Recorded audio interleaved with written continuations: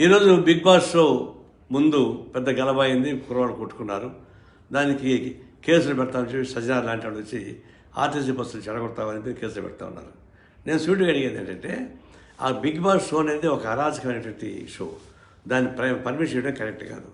దానిలో ఏదైనా ప్రైజ్ వచ్చిందని చెప్పేసి ఆ ప్రైజ్ వస్తే వాళ్ళు కొట్లాడుకున్నారని, దాన్ని బస్సులు పగలు కొట్టారని చెప్పేసి ఈ సజ్జనార్ కేసు పెడుతున్నారు.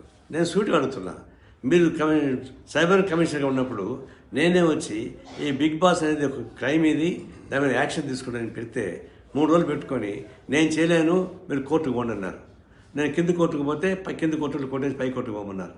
పై కోర్టుకు పోతే జిల్లా కోర్టు, రాష్ట్ర కోర్టుకు పోమన్నారు. ఆ విధంగా పోలీస్ డిపార్ట్మెంటు భయపడే, కోర్టులు భయపడే. బిగ్ బాస్ అంత ఆదర్శమైనది అది అసాంఘికమైన కార్యక్రమాలు జరుగుతున్నాయి. దానిలో నీచాత్యమైన కార్యక్రమాలు జరుగుతున్నాయి. కేవలం డబ్బుల కోసం కక్కుర్తి పెట్టి నాగార్జున లాంటి వాళ్ళు దానికి హ్యాంకర్గా ఉంటున్నారు.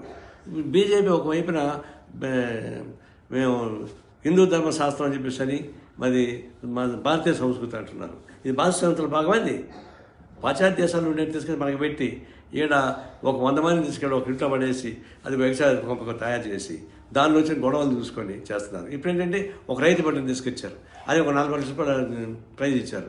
అంటే గ్రామీణ ప్రాంతంలో ఉన్న వాళ్ళు కూడా అట్రాక్ట్ చేయడం ద్వారా, పట్టణ ప్రాంతంలో ఉండేటువంటి వాళ్ళంతా సరిగ్గా చూడడంలే, గ్రామీణ ప్రాంతంలో కూడా అట్రాక్ట్ చేయాలి. అందువల్ల ఈ రైతు బట్టను తీసుకొచ్చి ఒక ప్రైజ్ ఇచ్చి ఇంటికి ఇచ్చారు, బయట కొట్లాట పెట్టారు, తాము తనుకోసం అన్నట్టుగా.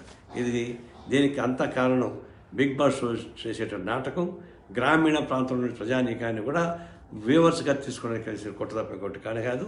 దీన్ని తక్షణం బ్యాన్ చేయించి కోరుతా ఉన్నా.